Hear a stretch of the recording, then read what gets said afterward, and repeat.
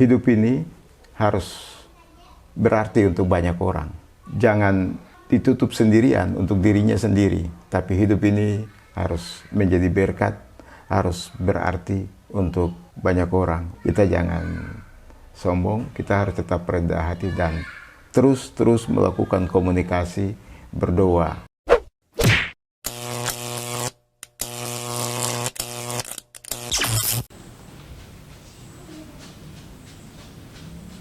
Oke guys, saya hari ini punya tamu yang istimewa karena saya bisa bersama-sama dengan salah satu tokoh di Maluku. Saya katakan salah satu tokoh karena beliau adalah salah satu orang yang dikenal luas di Maluku, khususnya di Pulau Buru, di Kabupaten Buru Selatan. Siapa dia? Pak Gerson Eliezer Selsili. Siapa yang tidak kenal beliau? Beliau saat ini sebagai Wakil Bupati Kabupaten Buru Selatan yang baru dilantik beberapa hari yang lalu.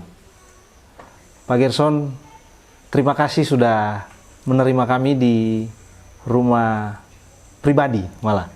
Kami merasa sangat senang sekali diterima di rumah. Apa kabar Pak Gerson?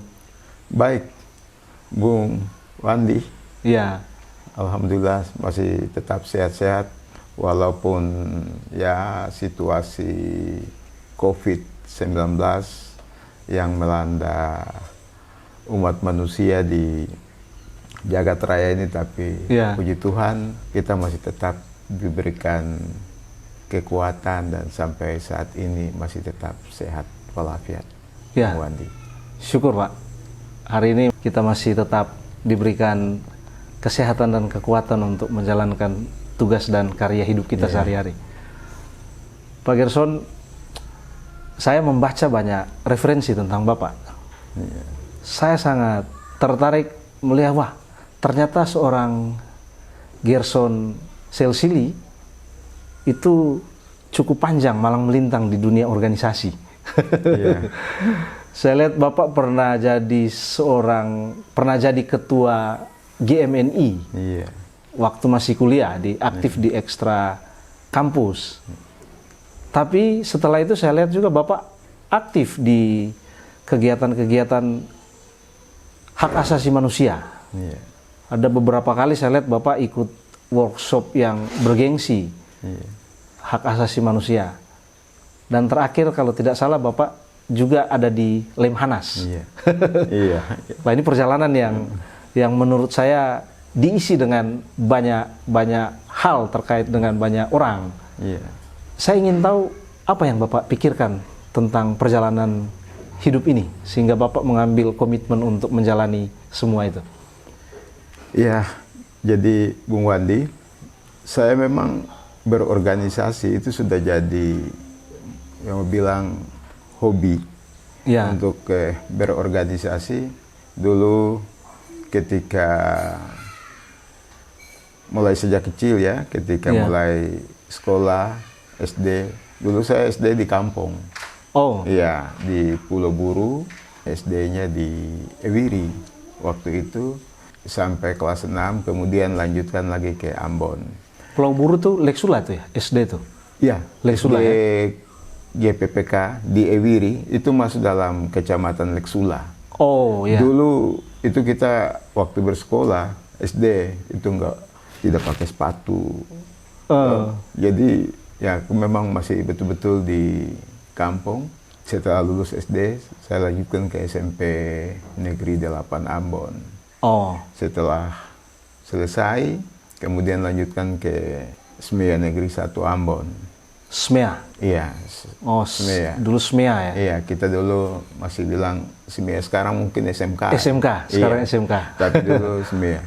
Setelah itu kemudian saya masuk kampus, kuliah di Fakultas Ekonomi Universitas Kristen Indonesia Maluku. saya mulai giat-giatnya berorganisasi itu ketika masuk di kampus.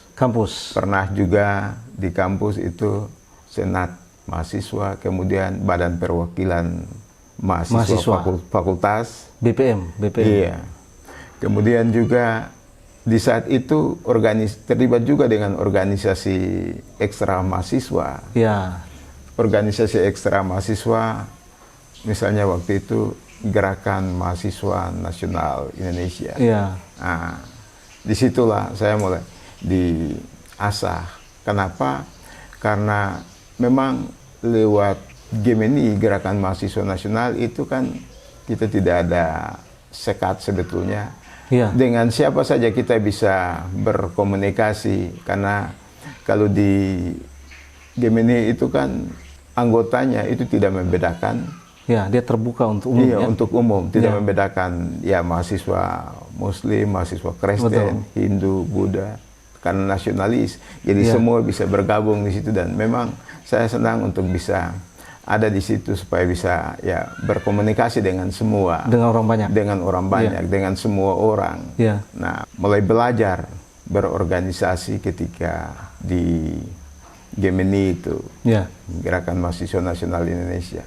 Nah, setelah itu lulus dari kampus, saya menjadi aktivis sosial di lembaga-lembaga sosial, kerja untuk bagaimana penguatan civil society, bagaimana untuk pemerhati terhadap persoalan-persoalan hak asasi manusia, karena kita juga di dunia aktivis, dunia civil society itu juga banyak kita ya belajar secara langsung terkait dengan konsep-konsep tersebut. Nah, sampai terakhir pernah juga ya ikut pelatihan tentang hak asasi manusia. Nah, setelah kegiatan-kegiatan sosial, kegiatan sebagai aktivis sosial, setelah itu baru terjun ke dunia politik. Saya masuk politik di tahun 2008 pertama kali ketika calonkan diri sebagai anggota DPRD. Waktu itu masih Kabupaten Buru. Masih satu ya? Masih Kabupaten satu. Buru. Jadi waktu itu ya Buru Selatan itu tahun 2008 sudah mekar sebagai daerah otonom baru di Provinsi Maluku, tapi DPRD-nya belum terbentuk. Jadi kita masih satu di Kabupaten Buru waktu itu. Kabupaten Buru.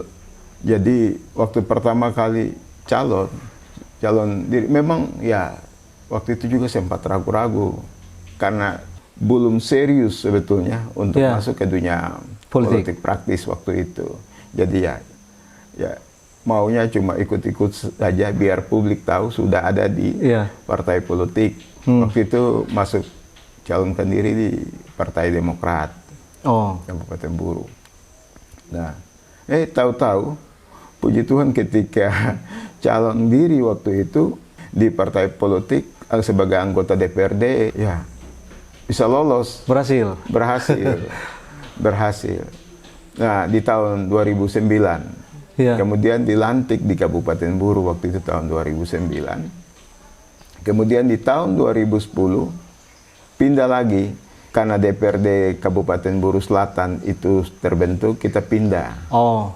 Pindah dari Kabupaten Buru ke Kabupaten Buru Selatan. Setelah Kabupaten Buru Selatan definitif sebagai salah satu daerah otonom baru di Provinsi Maluku. Kita pindah. Itu lewat tahapan pemilihan atau memang secara otomatis pada akhirnya ditarik ke Kabupaten definitif itu? Iya. Anggota DPRD yang terpilih dari daerah pemilihan Buru Selatan itu dikembalikan. Iya. Kebetulan kan kita waktu itu 9 kursi dan ya saya waktu itu salah satu bagian dari 9 kursi itu yang terpilih ya. Setelah itu kita kembali ke Kabupaten Buru Selatan. Dan di Buru Selatan ya walaupun cuma 1 kursi Demokrat pada saat itu hanya satu kursi ketika kita kembali, tapi saya bisa jadi pimpinan DPRD, wakil ketua. Wah, luar biasa. 2010.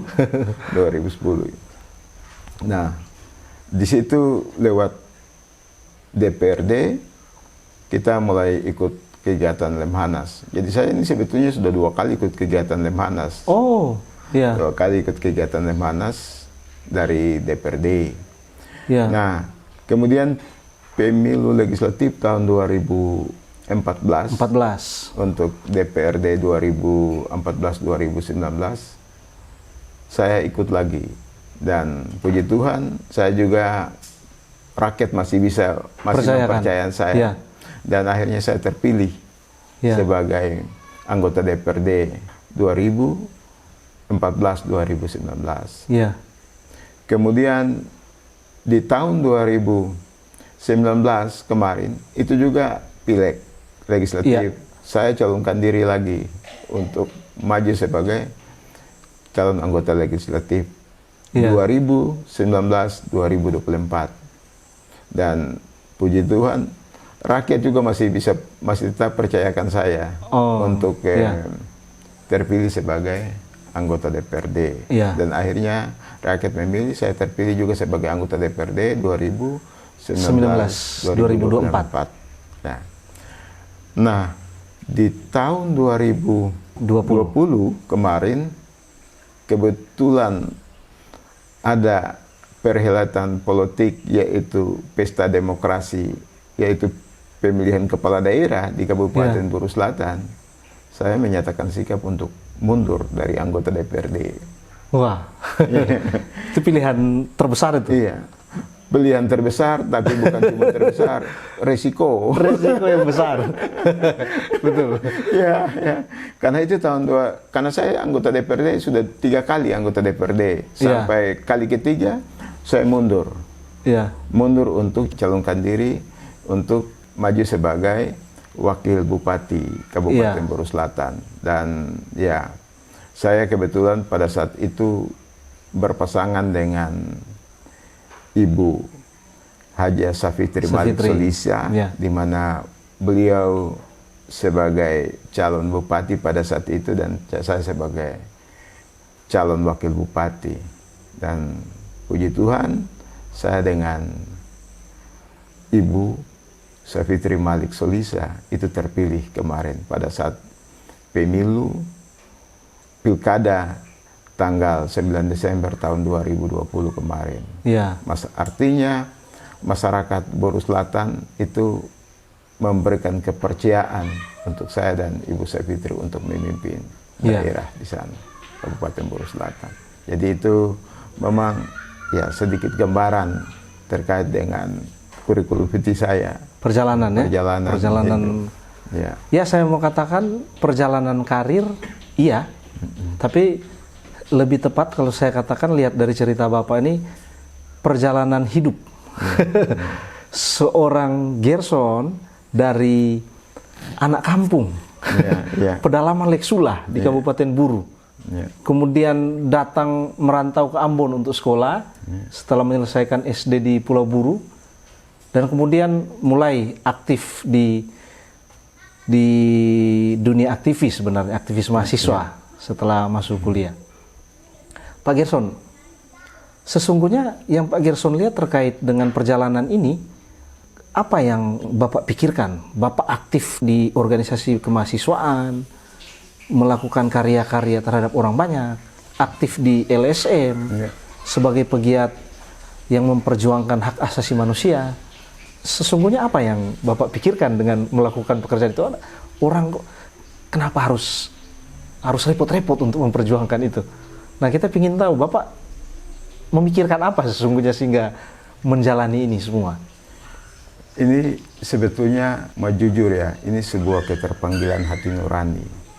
Untuk kembali melihat masyarakat yang sebetulnya dari aspek hak-hak sosial, hak-hak politiknya itu kurang mendapat perhatian. Sehingga saya sebagai aktivis sosial itu suka sekali untuk bagaimana bisa ada bersama-sama dengan masyarakat untuk membantu mereka keluar dari persoalan-persoalan sosial, persoalan politik, persoalan-persoalan hak asasi manusia yang selama itu masih terbelenggu di dalam hidup dan kehidupan mereka. Memang itulah jadi komitmen pribadi untuk bagaimana mau melihat masyarakat, mau melihat kelompok-kelompok sosial masyarakat yang belum betul-betul dijamah secara adil oleh, yang mau bilang, oleh pemerintah, oleh kelompok-kelompok sosial yang lain. Itu belum ya, kita punya tanggung jawab untuk bisa melihat itu, ya. Nah, tadi dibilang terkait dengan organisasi, bagaimana organisasi, memang yang tadi saya bilang, selama itu ketika saya berkecimpung di dunia organisasi, itu belajar, karena itu tidak ada di kampus. Tidak ada bicara berorganisasi, bicara soal kepemimpinan, tapi lewat organisasi itu kita dilatih diri untuk memimpin. Lewat organisasi itu kita latih diri untuk bagaimana juga bisa merangkul banyak orang, bisa mengenal banyak orang, bisa berteman dengan banyak orang tanpa ada batas, tanpa ada batas-batas. Itu yang sangat penting. Jadi berorganisasi itu indah sebetulnya. Luar biasa. Ya.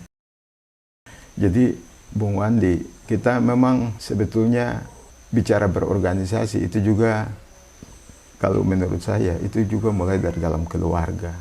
Iya. Karena saya punya pengalaman. Itu organisasi terkecil, Pak? Iya, organisasi terkecil. Mulai dari keluarga, sebelum ke yang lain. Dari keluarga. Saya punya orang tua, bapak, itu kan kepala desa juga. Dan itu biasanya sering mengajarkan untuk bagaimana bisa melibatkan diri dalam organisasi-organisasi. Dan itu, ya kebetulan, ibu saya itu juga seorang guru. Seorang guru. Jadi beliau yang kadang mendidik kita, mendidik saya mulai sejak kecil. Jadi apa yang pesan-pesan yang disampaikan baik orang tua itu kita ingat selalu, Pak Wandi.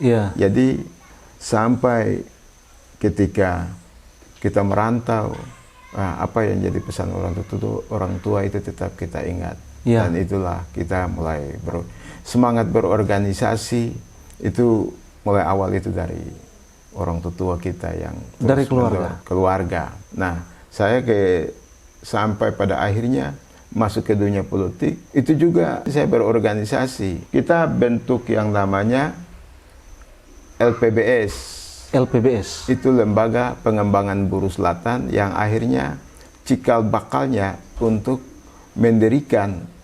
memperjuangkan untuk terbentuknya Kabupaten Buru Selatan. Saya juga ada di situ. Bersama dengan Pak Bupati, Pak Tagop, Sudarsono Sulisa, kita bersama-sama ada di situ. Jadi memang lewat organisasi itu bagi saya sangat penting. Punya banyak teman, punya banyak kenalan, saling mengisi, saling mendorong. Tentunya mendorong hal-hal yang sifatnya positif, konstruktif. Itu Pak Wandi. Luar biasa. Saya juga pernah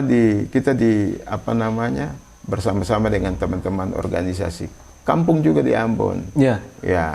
Untuk pada saat konflik sosial bagaimana bisa melihat orang buruh. Itu jadi hal yang memang betul-betul saya terlibat dalam proses itu. Luar biasa. Seorang Gerson Selsili dibesarkan di kampung dalam keluarga kecil yang bapaknya seorang kepala desa, ibunya seorang guru. Tapi justru semangat itu yang ternyata masih dibawa sampai hari ini, karena Bapak masih memberikan statement itu bahwa organisasi terkecil itu adalah keluarga. Sehingga kemudian pendidikan, pembinaan di keluarga itu justru yang mempengaruhi banyak kehidupannya Pak Gerson kalau saya lihat. Karena seorang kepala desa yang mengajarkan juga ke orang banyak, ibu seorang guru yang juga mengabdi ke siswa-siswi diburu, sehingga kemudian membentuk Bapak kalau saya lihat, luar biasa. Nah, guys, ini sebuah cerita yang sangat inspiratif menurut saya, karena seorang Gerson Selsili yang lahir dari desa kecil di Pulau Buru. Pulau Buru lebih banyak dikenal orang menjadi salah satu pulau tempat pengasingan di zaman Orde Baru. Pak Gerson berasal dari pulau itu, dan kemudian beliau sekolah hingga ke perguruan tinggi di Maluku. Tapi ada satu hal yang menarik yang saya dapat dari Pak Gerson adalah organisasi terkecil itu adalah keluarga. Yang kemudian itu yang menjadi tempat pembinaan dan pendidikan sesungguhnya.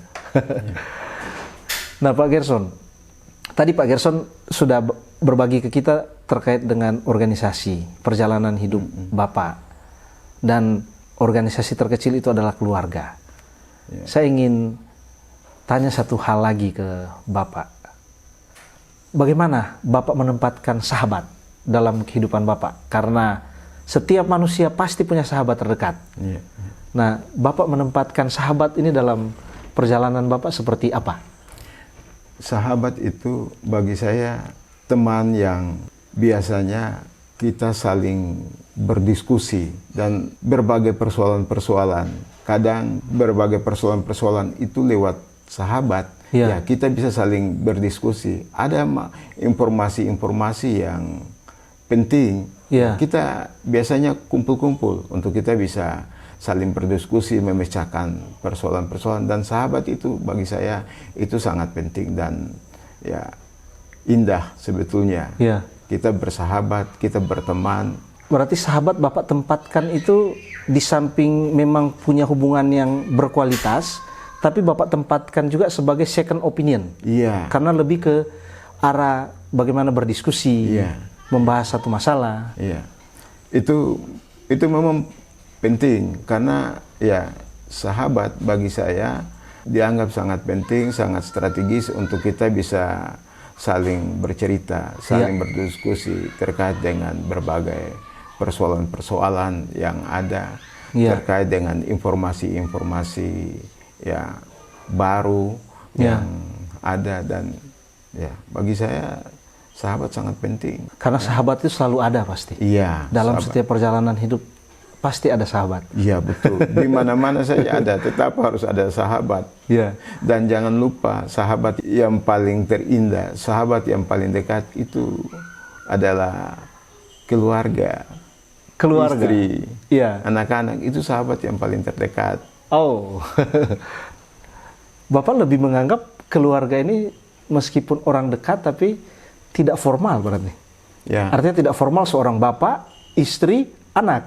Formal dalam kehidupan kekeluargaan. Karena tetap masih menempatkan juga ya mereka sebagai seorang sahabat. Tapi jauh lebih dalam lagi saya ingin tahu dari Bapak, kehidupan Bapak dalam perjalanan karir ini. Dalam perjalanan karir sampai, ya saya yakin Bapak pasti masih ada pencapaian besar lagi ke depan.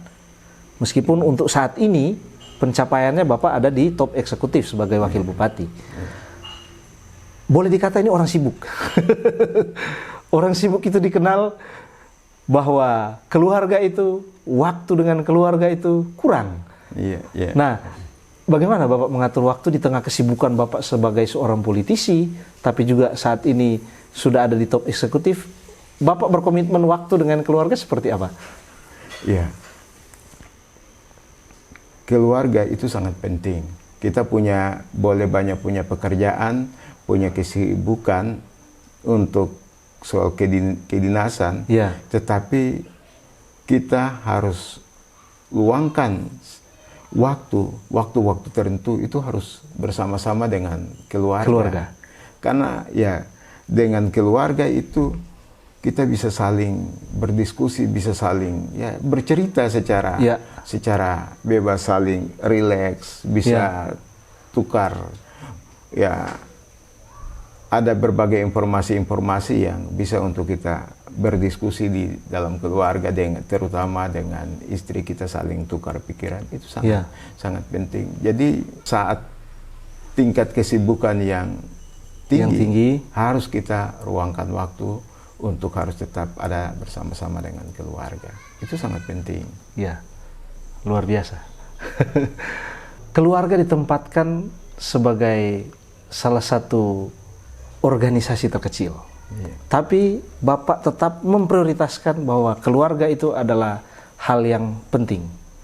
Nah, terkait dengan keluarga, saya masih ingin tanya ke Bapak. Anak-anak dan istri pasti banyak mempengaruhi Bapak. Karena apapun, ya manusia yang hidup berkeluarga, normally manusia yang hidup berkeluarga, pasti dia bekerja tidak lain untuk keluarga, untuk memperjuangkan keluarganya. Tetapi banyak orang yang terjebak ketika dia berkeluarga, dia bekerja, justru dia terjebak dalam pekerjaan. Keluarga ini menjadi nomor 2, pekerjaan yang menjadi nomor 1 malah. Padahal sesungguhnya dia bekerja untuk keluarga. Nah, Bapak memperlakukan keluarga seperti apa dalam pekerjaan-pekerjaan Bapak? Iya, keluarga itu sebetulnya walaupun kita kerja begitu banyak, kita boleh tingkat kesibukannya boleh tinggi, tetapi keluarga itu sangat penting. Sangat penting. Ya kalau mungkin di kantor ketika ada pekerjaan-pekerjaan yang kita belum sempat kembali, ya harus tetap komunikasi. Kan kita sekarang sudah canggih, ada HP, bisa video call, bisa. Kan sekarang kan sudah canggih. Jadi komunikasi dengan keluarga itu bagi saya tidak boleh putus. Wah, boleh kita bekerja full di kantor, boleh beraktivitas yang tinggi, tapi jangan lupa keluarga. Keluarga itu penting. Ya, luar biasa. Komunikasi dengan keluarga tidak boleh putus. Sesibuk apapun kita dalam pekerjaan, sebanyak apapun pekerjaan kita, tapi komunikasi itu tidak boleh putus. Itu statement yang sangat baik dan inspiratif dari Pak Gerson yang penuh dengan kesibukan dalam perjalanan hidup ini. Pak Gerson, dari keluarga kita beralih kembali lagi ke sosial, kemasyarakatan. Bagaimana Bapak melihat, Bapak ada di Pulau Buru, hidup berdampingan dengan banyak golongan, khususnya golongan agama, suku mungkin satu suku, tapi khususnya hidup berdampingan dengan 2 golongan agama yang besar. Bagaimana Bapak menempatkan diri dalam konteks hidup bersama, tapi juga bagaimana Bapak membawa perdamaian dan kebaikan dalam kehidupan bersama dengan kelompok-kelompok yang lain?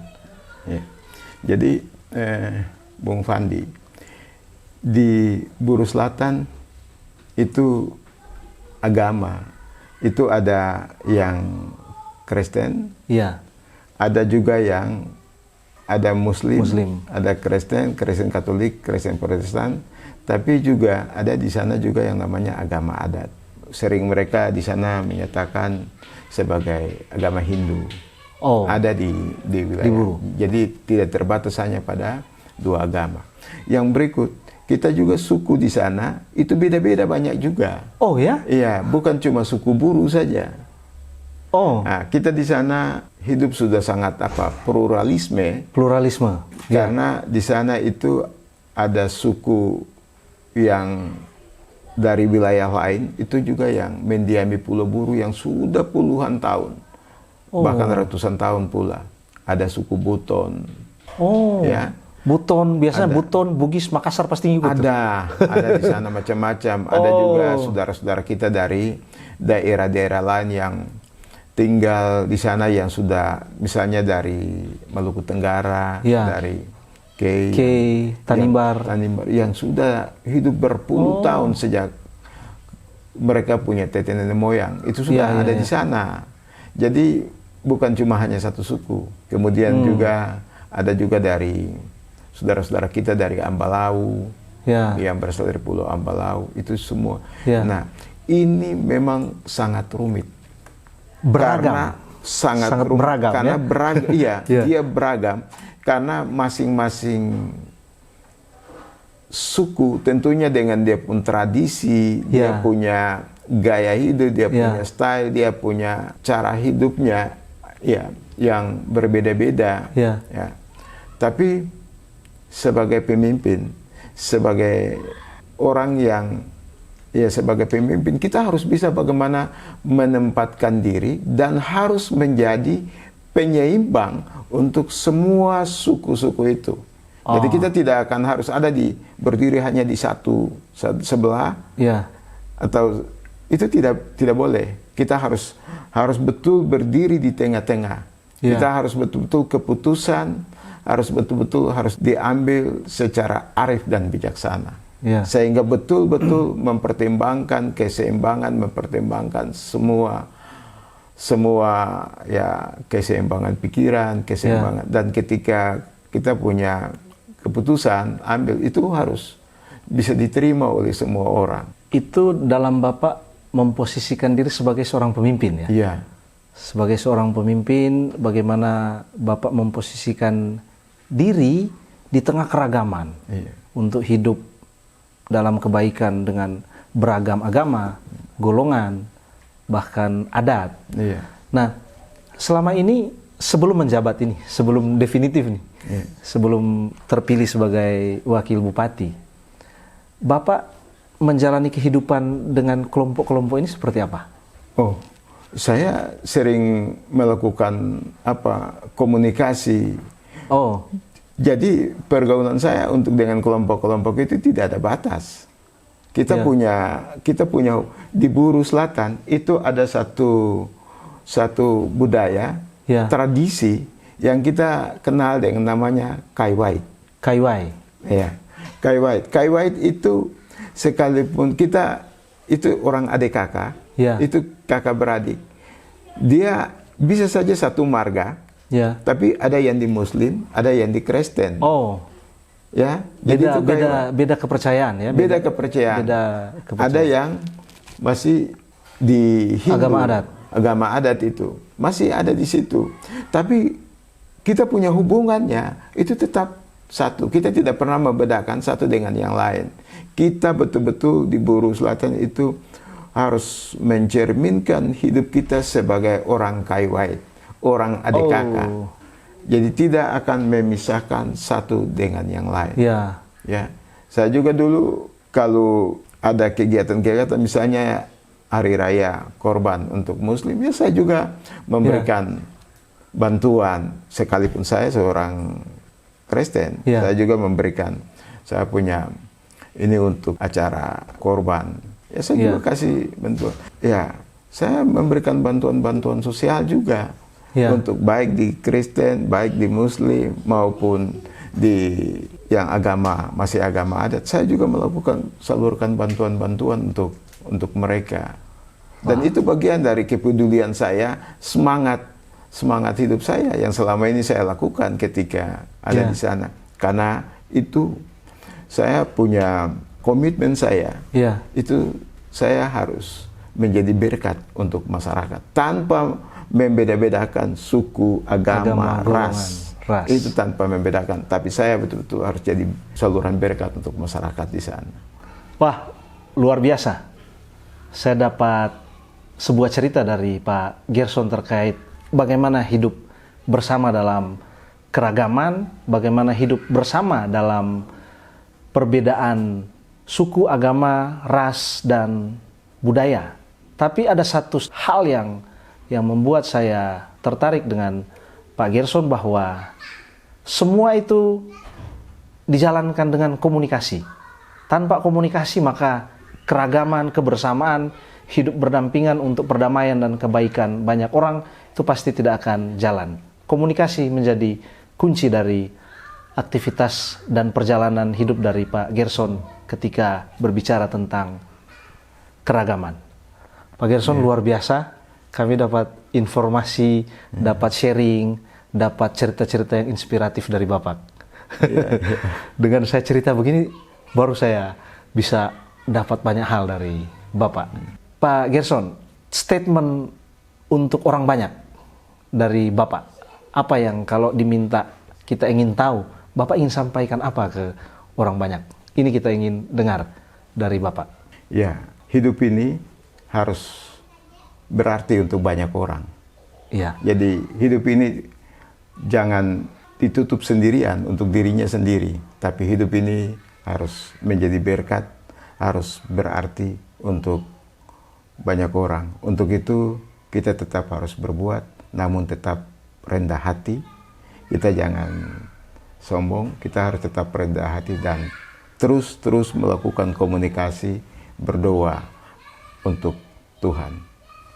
Ya, itu saja. Luar biasa. Terima kasih Pak Gerson. Hidup ini harus berarti bagi banyak orang. Tapi tetap rendah hati, jangan sombong, dan statement terakhir adalah doa. Terima kasih guys sudah bersama-sama dengan saya dan Pak Gerson. Sampai jumpa pada konten-konten yang lebih menarik lainnya. Danke.